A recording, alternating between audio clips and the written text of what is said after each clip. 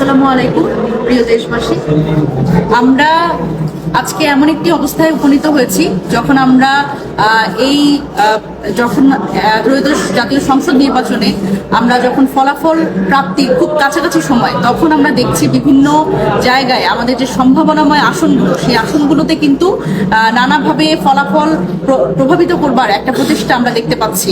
এবং এই নগ্ন প্রচেষ্টা আমাদের যারা প্রার্থীরা আছে তাদের কিন্তু ফলাফলে একটা বড় ধরনের প্রভাব ফেলবে বলে তারা আশঙ্কা করছে। এবং সেখানে দায়িত্বরত যারা আছে, নির্বাচন পরিচালনার সাথে যুক্ত প্রিসাইডিং অফিসার এবং এই রিটার্নিং কর্মকর্তা, তাদের মদতে কিন্তু এই ঘটনাগুলো ঘটছে বলে আমরা মনে করছি।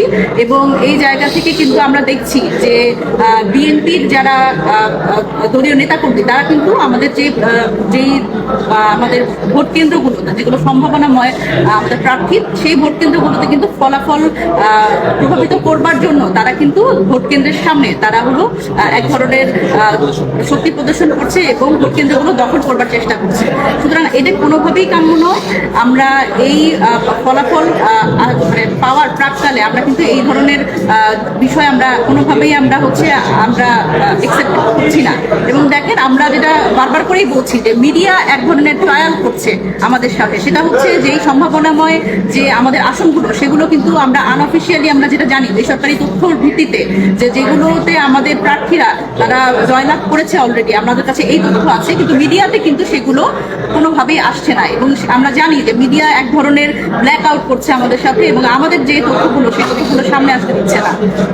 এই জায়গা থেকে আমরা বলতে চাই যে আমাদের যে প্রার্থীরা আছে, যারা সম্ভাবনাময় প্রার্থী এবং যারা কিন্তু খুবই বড় ব্যবধানে তারা এখনো তারা এগিয়ে আছে, সেই জায়গাতে কিন্তু এক ধরনের ফলাফল প্রভাবিত করার জন্য বিএনপির পক্ষ থেকে একটা বড় প্রচেষ্টা আমরা লক্ষ্য করছি।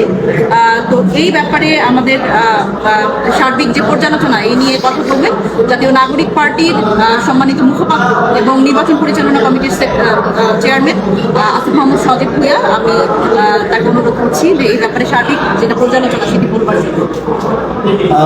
যারা আমাদেরকে দেখছেন, খুব জরুরি সিচুয়েশনে আপনাদের সাথে লাইভে আসতে হলো, লাইভে কথা বলতে হচ্ছে।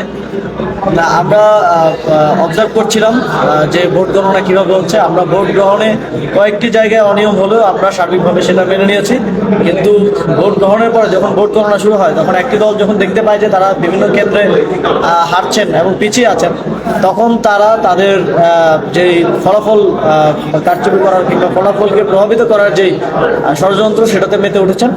আমরা ইতিমধ্যে দেখেছি খুবই লজ্জাজনকভাবে বিএনপির প্রার্থী মির্জা আব্বাসের স্ত্রী, তিনি সরাসরি একটা কেন্দ্রে দাঁড়িয়ে ভোট গণনা দেখছেন। পরবর্তীতে আমরা খোঁজ নিয়ে জানতে পেরেছি যে সেই কেন্দ্রে মির্জা আব্বাস বিপুল ভোটে পিছিয়ে থাকায় সেখানে তিনি 7 বার ভোট কাউন্ট করিয়েছেন।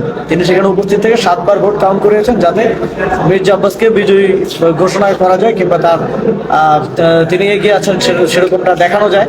এবং এটা আমরা কোনোভাবেই এই ধরনের কার্যক্রমকে মেনে নিব না। এবং আমরা দেখছি যে কিছু কেন্দ্রে যেখানে ইতিমধ্যে তারা অনেক পিছিয়ে আছে, ফলে সেখানে তারা ছাত্র দলের নেতাকর্মীরা, বিএনপির নেতাকর্মীরা সেখানে গিয়ে সেই কেন্দ্রগুলোতে তারা সেই কেন্দ্রের ফলাফল মেনে নেবেন না বলে তারা ঘোষণা দিচ্ছেন এবং প্রিজাইডিং কর্মকর্তাদেরকে চাপ প্রয়োগ করছেন।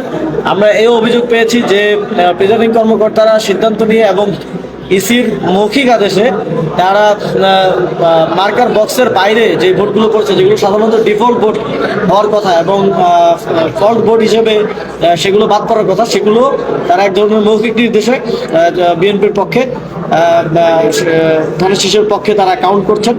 এবং আমরা দেখছি যে মিডিয়া এক ধরনের বয়ান নির্মাণের চেষ্টা করছে, যেখানে আমরা দেখেছি যে ইতিমধ্যে বেসরকারি ফলাফলে 11 দলীয় জোট এবং বিএনপি প্রায় কাছাকাছি অবস্থানে আছে, 60-64 এরকম একটা অবস্থানে আছে।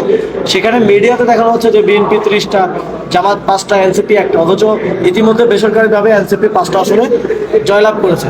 সুতরাং আমরা দেখতে পাচ্ছি পুরো ইকোসিস্টেমের একটা আন্ডারস্ট্যান্ডিং এর মধ্য দিয়ে ফলাফলকে প্রভাবিত করার, ফলাফলকে রিগিং করার এক ধরনের চেষ্টা হচ্ছে। তারা যেহেতু ভোট কেন্দ্র দখল করতে পারেনি, ভোট রিগিং করতে পারেনি, এখন তারা ফলাফল প্রভাবিত করার মাধ্যমে নির্বাচনে জয়ী হওয়ার এক ধরনের চেষ্টা চালাচ্ছে। আমরা ঢাকা 11 আসনে দেখেছি যে আসনগুলোতে যে কেন্দ্রগুলোতে আমরা বিজয়ী হয়েছি, এবং পঞ্চগড় 1 আসনে, তারপরে দিনাজপুর 5 আসনে, এরকম কয়েকটি জায়গায় যে কেন্দ্রগুলোতে আমরা বিজয়ী হয়েছি, সেই কেন্দ্রগুলো ফলাফল ঘোষণা করা হচ্ছে না, ফলাফল আটকে রাখা হচ্ছে। একটা কেন্দ্রে 3,000 4,000 ভোট এই কাউন্ট করতে 6 ঘন্টা, 5টা বাজে যদি নির্বাচন শেষ হয়, এখন 11টা বাজে, 6 ঘন্টা সময় কিভাবে লাগে এটার কোনো জবাব আমাদের কাছে নেই। যেখানে সিমিলার কেন্দ্রে 1 ঘন্টার মধ্যে ফলাফল চলে আসছে, সেখানে পাশের কেন্দ্রে 6 ঘন্টা সময় কোনোভাবেই বোধগম্য নয়, এবং এটা স্পষ্ট বার্তা দেয় যে সেখানে এক ধরনের ইঞ্জিনিয়ারিং চলছে, এবং আমাদের বিজয়ী কেন্দ্রগুলোকে স্টপ রেখে সেই ফলাফলগুলোকে সামনে আসা থেকে বন্ধ করে এক ধরনের পারসেপশন তৈরি করা হচ্ছে, এক ধরনের তাদের প্রার্থীদেরকে বেসরকারিভাবে বিজয়ী ঘোষণা করার চেষ্টা হচ্ছে। আমরা ইসির কাছে দাবি জানিয়েছিলাম যে আপনাদের কাছে যেই কেন্দ্রগুলোর আসনগুলোর ফলাফল দ্রুত আগে আসবে সেগুলো আগে ঘোষণা করতে হবে, কিন্তু আমরা দেখছি যে তারা বেসরকারিভাবে 11 দলীয় জোটের বিজয়ী আসনগুলো ঘোষণা না করে বরং বিএনপির বিজয়ী আসনগুলো আগে ঘোষণা করছেন, এবং নাম্বার নিউমেরিক্যালি বিএনপিকে বেশি দেখানোর একটা চেষ্টা করছেন। আমরা সংখ্যা করছি যে ঢাকা 8 আসন, ঢাকা 11 আসন, পঞ্চগড় 1 আসন, কুড়িগ্রাম 2 আসন, নোয়াখালী 2 আসন, দিনাজপুর 5 আসন, এরকম আমাদের 7-8টি আসনে ফলাফল প্রভাবিত করার, ফলাফল রিগিং করার চেষ্টা চলছে। আমরা আমাদের নেতা কর্মীদেরকে ইতিমধ্যেই সতর্ক অবস্থানে থাকার নির্দেশনা দিয়েছি। যদি প্রয়োজন হয় আমরা যে কোনো ধরনের কঠোর সিদ্ধান্ত গ্রহণ করার দিকে যাব। আমরা বিএনপি নেতাকর্মী, ছাত্র নেতাকর্মীদেরকে আহ্বান জানাতে চাই যে আপনারা কোনো কেন্দ্রে ফলাফলকে প্রভাবিত করার জন্য কেন্দ্রের বাইরে অবস্থান নেবেন না। আপনারা যদি অবস্থান নেন তাহলে অবশ্যই আমাদের 11 দলীয় জোটের নেতাকর্মীদেরকে নিয়ে আমাদেরকেও সেখানে অবস্থান নিতে হবে, এবং যে কোনো ধরনের অপ্রীতিকর পরিস্থিতি ঘটতে পারে। সুতরাং আমরা আপনাদেরকে আহ্বান জানাবো যে প্রশাসনকে নিরপেক্ষভাবে কাজ করতে দিন, এবং প্রশাসনের প্রতি আহ্বান থাকবে কোনো ধরনের অপব্যাখ্যা কিংবা কোনো ধরনের নতুন আইন বা নিয়ম এনে এখন ডিফল্ট ভোটকে একটা নির্দিষ্ট দলের পক্ষে গণনা করার চেষ্টা আপনারা করবেন না। তাহলে কিন্তু আমরা এই বিষয়গুলোকে সহজভাবে দেখব না, এবং এক্ষেত্রে জাতীয় নাগরিক পার্টি এবং 11 দলীয় জোট কঠোর অবস্থানের দিকে যেতে পারে। আপনাদের সকলকে ধন্যবাদ। 11 দলীয় জোটের সকল নেতাকর্মীকে সতর্ক অবস্থানে এবং কেন্দ্রে অবস্থান করার জন্য আহ্বান জানাচ্ছি। এবং সবচেয়ে গুরুত্বপূর্ণ হচ্ছে কোনোভাবেই প্রাথমিক ফলাফল বা কয়েকটি কেন্দ্রের ফলাফল দেখে আপনার কেন্দ্র ছেড়ে দিবেন না। আপনার কেন্দ্র এবং আসনের চূড়ান্ত সরকারি ফলাফল আসা পর্যন্ত কেন্দ্রের বাইরে অবস্থান করুন। আমরা যদি কেন্দ্র ছেড়ে দিই, আমাদের নেতাকর্মীরা যদি কেন্দ্র ছেড়ে দেয়, তাহলে এই সুযোগটা নিয়ে সেই কেন্দ্রের ফলাফলকে প্রভাবিত করার চেষ্টা করবে, এবং করছে, সেটা আমরা ইতিমধ্যে দেখেছি। আপনাদের সকলকে সতর্ক অবস্থান নেওয়ার জন্য আহ্বান জানিয়ে আমার বক্তব্য শেষ করছি। আসসালামু আলাইকুম।